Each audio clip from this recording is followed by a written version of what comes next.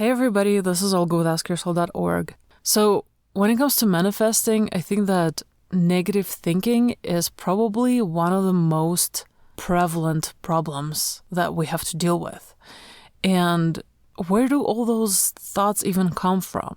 Just thinking back to my own experiences, a lot of them are from our childhood, right? And it's not even necessarily that people were like putting us down all the time, but maybe you just overheard your parents talk about how hard it is to make money, for example, or, just certain things, certain expressions that they used, not even thinking twice about it, but it was so prevalent and ubiquitous that it was like engraved into your mind. And I remember reading somewhere that up until the age of 6 or 7, kids are at their most suggestible state. It's basically as if they were under hypnosis. So anything that you tell them, especially if you do it repeatedly, it can literally stay in their brain for the rest of their lives.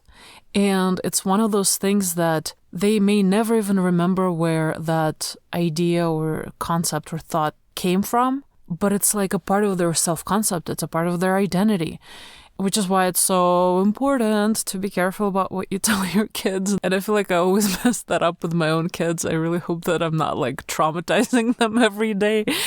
But anyway, at least I'm aware of it, so I try my best. But my point being that a lot of the time we don't even know where it came from, and we don't necessarily even have to know. It's basically being aware and becoming kind of an observer to your own thoughts. That's what helps to change them and manipulate them and basically not let them control you. I think it's really important to remind yourself of the fact that it's not the thoughts that control you. It's you who controls your thoughts. You have the power to choose your thoughts. The problem comes when you're not aware of the fact that you're thinking all these negative thoughts, for example. It's kind of like always running in the background of your mind. And when you're so used to them, you just accept them as fact. And that's exactly what contributes to creating a reality, unconsciously creating a reality that you don't necessarily want. I mean, it could be something you want as well. It just really depends on what you're thinking about. But I just really want to put an emphasis on the fact that we can always choose our thoughts. I know we all realize this. It's nothing new that I'm saying, but it's just so important to be hyper aware of this, because when we're not, and we're basically letting our thoughts control our reality for us, then you can't really complain that stuff is not manifesting or it's not manifesting in the way that you want it to manifest, because I think that's literally the first step when it comes to conscious creation, is becoming hyper aware of your thoughts and becoming an observer. And by the way, this is why meditation is so helpful and important to use, because it just really helps you quiet your mind and dedicate some time to observing your thoughts. And after you do this for a while, it kind of becomes like a habit. So you automatically become more aware of your thoughts, which is exactly what we need to do. So once you become more of an observer to your thoughts and to your mind, and you catch yourself thinking something less than positive, let's say, or just talking shit to yourself about yourself, which I'm sure we are all guilty of, this is when you have the power to stop yourself and be like, no, okay, thank you very much, but this is not what I choose to think about. This is not how I choose to see myself and see my reality. So this was my old self, the self that wasn't aware of the fact that I keep thinking these negative thoughts. But now that I'm transcending my old self and I'm in this new reality, literally every moment of every day, I choose to be a different version of myself. A version of myself that thinks, if not positive thoughts, which is preferable, but at least doesn't succumb to the negative thinking that used to consume me without me even realizing it. So the way I usually do it, I just get like sassy with it. And I always try to remind myself, like, if I heard my best friend or someone I care deeply about talk this way to them, like about themselves, what would I say? would I be like, oh yeah, you're just a total idiot, you're right. You know what I mean? No, I would genuinely tell them, why would you be so hard on yourself? That's absolutely unnecessary. That's so mean. Like, why are you putting yourself down like that? That's crazy. And especially if you realize, and this is something that I keep being reminded of after listening to like hundreds and hundreds of near-death experience stories, if you remember that we all come from love, which I really hope is true, and that just really resonates with me, then you would know that these thoughts just do not resonate with your soul at the deepest level. They don't resonate with who you are at the core. They are just a result of this many years of conditioning, and a lot of it being completely unnecessary and negative and just very destructive. So now that you're awakening to this truth, to this power that you have to actually control your thoughts, and I feel like literally the whole New Age movement is about that. It's about being able to control your thoughts, becoming an observer, and owning this power, and just like taking this radical responsibility for who you are and what your thoughts are, and changing it on a day-to-day basis, on a moment-to-moment basis.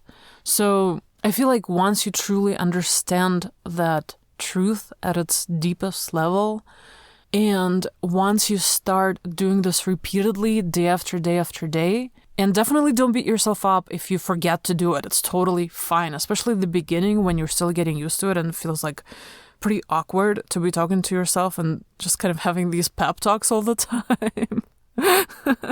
But there's nothing wrong with that. That's actually a really positive, healthy way of functioning because, what I've realized is that you have to be your biggest cheerleader. You have to be, because if you're going to depend on other people to do that for you or with you, then inevitably there will be some disappointments because other people can't take responsibility for your feeling state. They just cannot, and they will not most of the time. And why would they? Ultimately, you are the one choosing how you're going to feel about whatever the heck you're going through. So you don't want to be relying on others to support you. If they do, I think that it's a really nice bonus. Like anytime I get support from people around me, I'm just like, oh, that's so cool. I'm so thankful and so happy that I get this support. Like it just makes me feel wonderful and like I'm not alone. And, it's just a really nice bonus from life. But as you know, a bonus is not a requirement. It never is. So if it's not there, then you have to be that person for yourself. You have to be your biggest supporter, even if nobody believes in you, and you have to prove yourself over and over and over. If you deep inside believe in yourself and you are ready to support yourself psychologically or spiritually or physically, however it is, that's exactly what's gonna lead to all the changes that you need in your life. So as awesome as it would be if we all had this constant positive affirmation from others, it would also kind of be probably pointless because I'm sure that we choose this physical experience to actually experience that contrast, because just imagine if you consider that we come from love, let's say, right? Like there is no duality, quote unquote, on the other side, which is very hard to comprehend. But if we come from love, we have to have that contrast to understand what love is. And I'm sure you've heard this or a similar allegory before, but it's almost like in order to understand what light is, we need to know darkness. Otherwise, how will you ever grasp the concept of light? So anyway, my point being that this is all part of our experience. Even the negative thinking, even all the shit that you've gone through, as hard as it is, as much sorrow as it has caused in your life, you wouldn't be here listening to this message right now if you didn't have what it takes to transcend that state and to become better for it, and to awaken from this seeming control of your thoughts. I feel like that's one of the main reasons you're listening to this right now and hearing this right now, is because maybe you've been doubting yourself if you can do it, if you can control your thoughts. But I'm here to tell you that it's always a work in progress, unless you're like some enlightened being, I guess. But for us, mere humans, yes, it's always a work in progress, and that's totally fine. That's a big part of life and our experience on this plane, this 3D. So I guess the best we can do is just be aware of this fact, and anytime you're aware of the negative thinking that is going on in your mind, don't let it just consume you. I mean, sometimes it's really hard not to, especially if you're going through something really challenging and really close to your heart, like something that really, really affects you personally and deeply. But this is exactly when it's the most important time to do this, because it's almost, I think of it as almost like a test of faith, because I'm not kidding you guys. Like, when this war broke out between Russia and Ukraine, for a long time, I just wanted to stop recording all audio and video altogether and just completely stop everything I'm doing on YouTube and Etsy. But I just kept realizing that no, I cannot let this consume me, and there's nothing good about me dwelling on it and succumbing to this negative thinking and like expecting the worst and just thinking about how unfair it is and horrible and crying every day, watching the news and just not being able to believe that this is happening. You know what I mean? It was like a really hard time for me to keep going and still believe in something positive. But I felt like this was almost a test of my faith, especially when it comes to conscious manifesting. So I cannot allow it to control me like this. No, I'm gonna do the freaking best I can to manifest as positive outcome as I can with my imagination. And I almost feel like it's my responsibility, my duty, and like a part of my mission to keep going and to work on this and to also spread this message for others to hear, so that we can all kind of change our own reality and change the reality of our world in a very, very positive way. So the reason I'm even telling you all this is because dealing with like really negative, horrible thoughts is almost an inevitable part of our life. I feel like it is inevitable, but I don't want to make it sound like a self-limiting belief or whatever. And maybe the more we work on ourselves, the easier it gets to transcend that. But you just cannot let that stop you in any way, shape, or form, because A, you're not helping anybody if you succumb to that negative thinking, but you might help somebody if you start thinking more positive thoughts and more productive thoughts. And B, it's just not an option, because what's going to happen for the rest of your life? You just have to think about that. You just have to consider, okay, what's going to happen to me a year from now if I keep going down this path, with my thinking? And what's going to happen if I don't? What's going to happen if I try to change this paradigm and I try to change my way of thinking and to improve it and to control it in the best way that I can?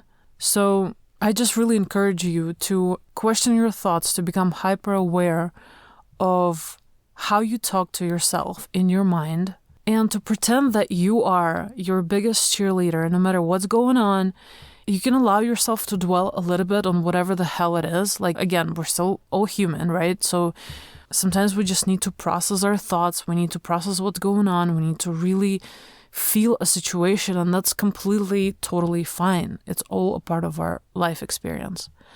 But all I'm saying is, don't be dwelling on it for way longer than necessary. You know what I mean? So just do your best. Like, I find that for me, sometimes I allot myself some time to like really just throw myself a pity party, but it's never like too long, it's never more than a day, let's say. It's usually a lot less than that. I just tell myself like, okay, for the next 15, 20 minutes, I'm just going to feel like shit about this. I'm just going to cry it out. I'm just going to, throw myself a pity party and be the victim that I, for some reason, really want to be at this moment. But once that's over, I'm done. I am done. Like, I'm not doing that shit again.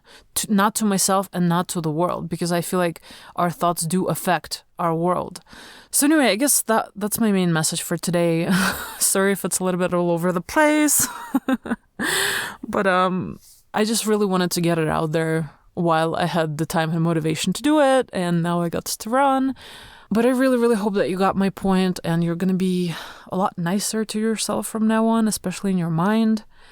And honestly, if you're not sure what to say to yourself, instead of telling yourself that you're like an idiot or whatever, or just like a loser or whatever the hell we tell ourselves, pretend that you are talking to someone you deeply love and care about and someone you want to be happy. Because that's ultimately how you should be feeling about yourself. You know what I mean? I'm not trying to tell you like how you're supposed to feel about yourself. Like that's none of my business.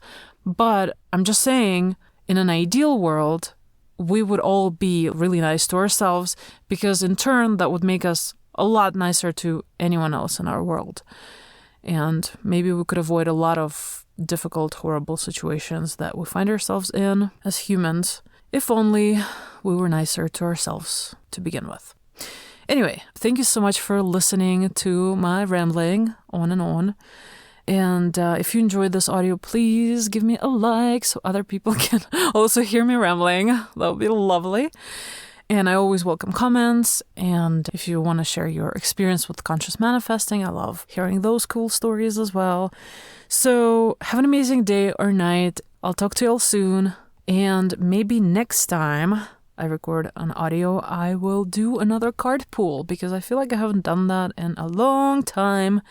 And maybe there is peeps out there who could really benefit from hearing those spiritual messages that I used to do more of before I got into the whole manifesting thing.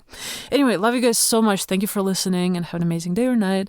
And I'm sending you so much love and light. Hang in there. And if you're into conscious manifesting, keep going no matter what. You got this. All right? You got this. I freaking believe in you, even if you don't believe in yourself. But I encourage you to believe in yourself anyway. Okay, love you all. Bye.